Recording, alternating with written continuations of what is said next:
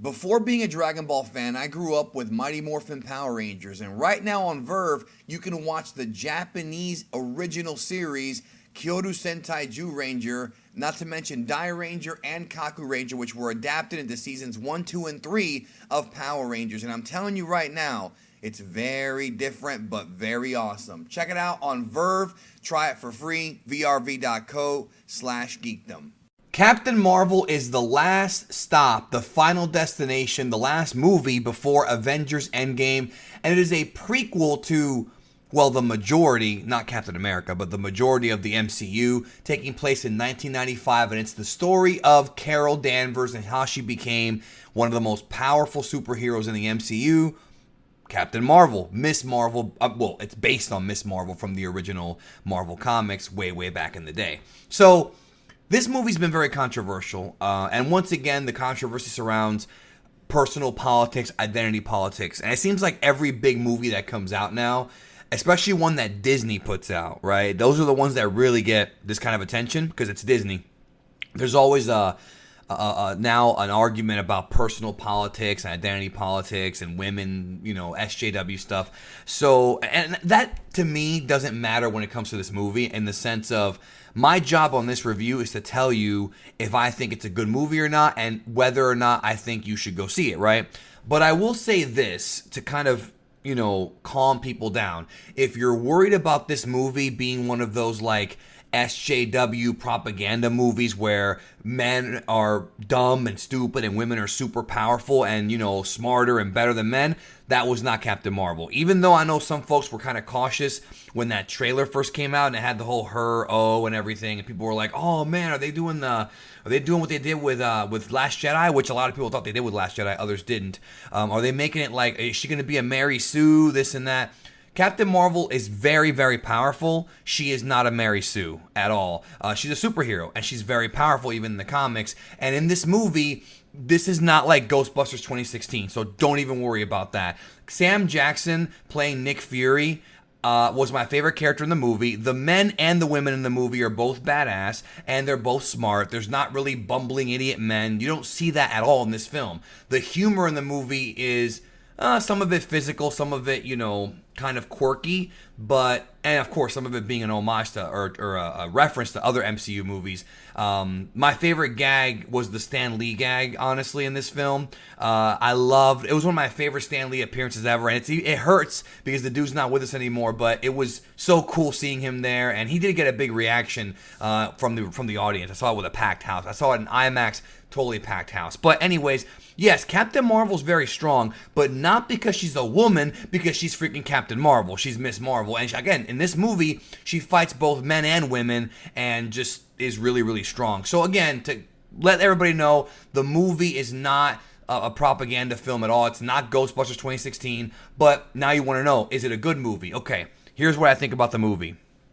This is, to me, not a top tier MCU film, meaning, it's not like the tippy top, like, Avengers 1 and Thor 3, Ragnarok, the Avengers Infinity War. It's not up there. I would say it's closer to mid-tier MCU. Is it the worst movie in the MCU? No. Is it a bad movie? Absolutely not. This is not a bad movie. This is a good movie, but it's not a great movie, okay? Good movie, not great movie. I liked the movie. Does it have problems? Yeah. I think the main issues with the movie is, well, a few things I'm going to get into. Then I'm going to tell you what I liked about the movie. So the issues is, number one, Brie Larson is, she's adorable in the movie, but she's very kind of stoic and a bit one-dimensional. Her character was not that interesting. There were interesting things that happened to Carol Danvers, but what she's missing is what Gal Gadot has, because I know people are going to be comparing this movie to Wonder Woman. I think Wonder Woman is a better movie, and I think the reason why is because Gal Gadot is so freaking like charismatic. Like every scene she's in, you know what I mean? She owns that screen, and the way she does a little accent and, the fish out of water. She has this kind of, innocent cuteness about her, even though she's strong. Brie Larson has that a little bit, but nowhere near to the level of Gal Gadot. So I'm sorry, but it just wasn't as good. Also, the movie teases a couple of big fights that we didn't really get, that we got robbed by.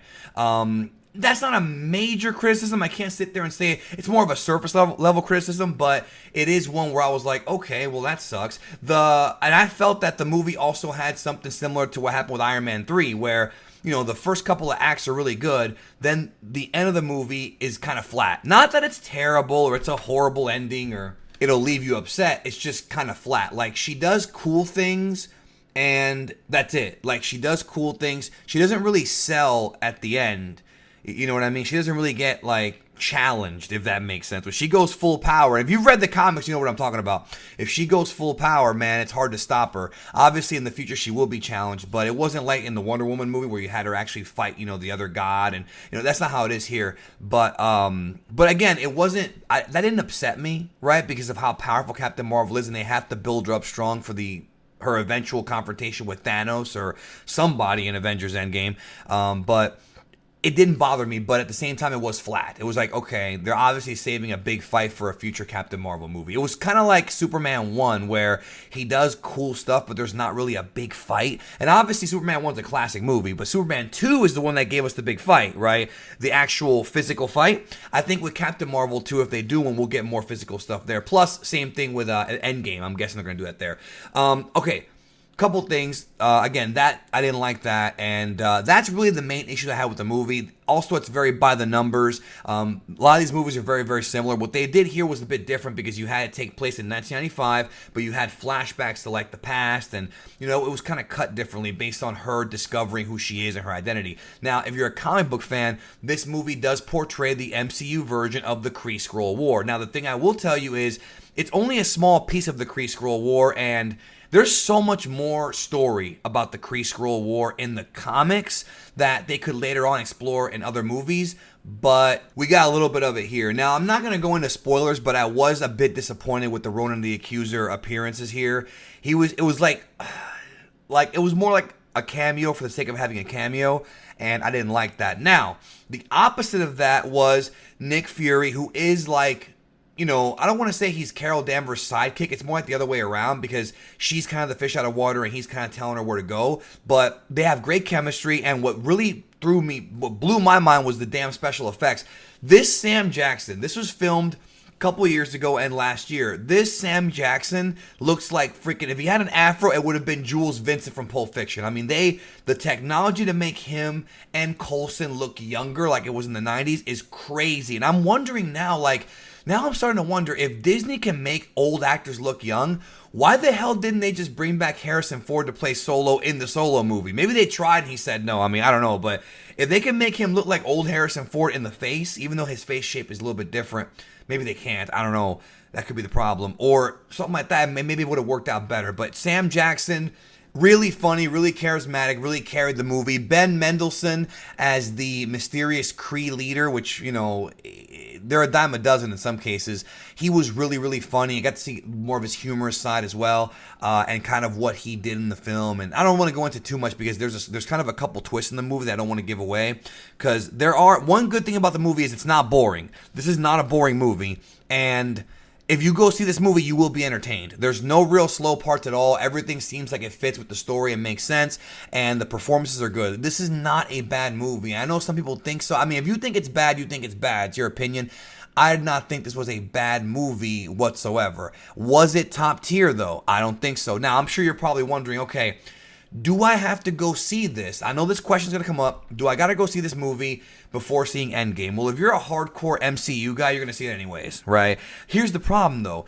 I would normally say, you know what, maybe you should wait for Redbox, but I don't know if this is going to be on Blu-ray. In fact, I'm pretty sure it's not going to be on Blu-ray or on home video until after Endgame is in theaters. So, see, they're very smart with this. Disney's not dumb.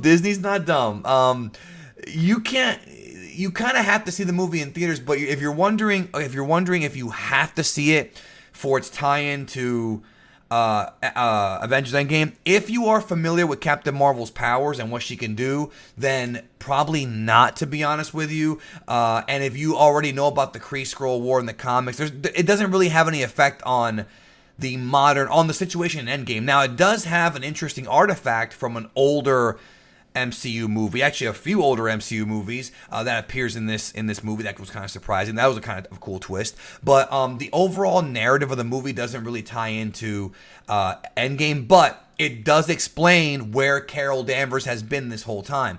It does explain, the radar at the end of the post-credit scene of Avengers Endgame, or was it the mid-credits? I don't remember. The credit scene where Nick Fury disappears and pushes a button.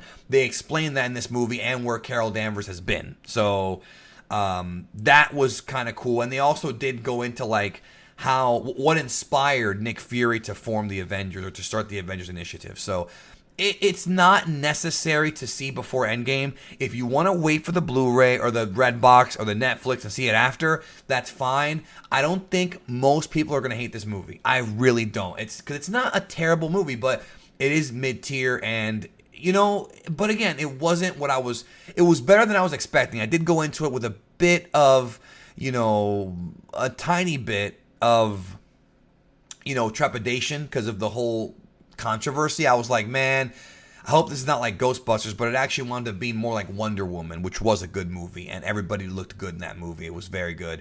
There are some things in this movie that are kind of like, and I hate this about some movies, but it's something that you just have to accept sometimes when it comes to films. She happens to be in the right place at the right time too much. Like, she happens to something happens and she shows up here, and it's the perfect place for her to be. That kind of stuff was like, all right, and I'm not even talking about when she's really, really strong. I'm just talking about like when she's just kind of reserved, when she's just kind of just chill. And I did like that this movie didn't go through the whole superhero defines or regular person gets powers then has to train himself to use them. They skipped all that in this movie. Like, they show how she got her powers, but the training and everything, it's only discussed and like talked about briefly. It's not like, like what I was expecting. I thought she was going to get trained and we were going to see her kind of learning how to use her powers, and they skipped all that here. So it wasn't that formulaic, but it was, a by the numbers comic book movie. It really was. Visually though, it was great. Special effects were amazing. There are a lot of Star Wars elements and a lot of Star Trek elements too. Like if you're a Star Trek fan, the whole Kree-Skrull War and the way that the technology looks in this film, it looks like the old Star Trek Next Generation / I'd say more like the Next Generation movies. Like it really reminded me of the Next Generation movies. Not all of them were great, but it did remind me of that kind of aesthetic. So you're gonna pop for that, and you're gonna pop if you're a comic book fan for a couple of the references. And the mid-credit scene does tie into Avengers Endgame, and it is definitely, I don't know if it's important because they might just re-show that scene in that movie, right? But it does show a scene from the movie or a scene before the movie. I think it's a scene from the actual movie, actually. I think it is. We're going to see that scene again. They've done that before as well. So anyways, thumbs up for Captain Marvel, but not thumbs way up. I think if you're really hyped about this universe, you'll probably go see it anyways, and I don't think you're going to be bored. It's not a boring movie, but it's definitely not as good as Wonder Woman and not a top-tier MCU film. Thanks for watching. Let me know your thoughts down below. If you are avoiding spoilers, be cautious of the comment section. Just don't look at it. This is a non-spoiler review. I might come back and do a spoiler one later this weekend, maybe with a friend. We'll see what happens. Thanks for watching. I'll talk to you next time.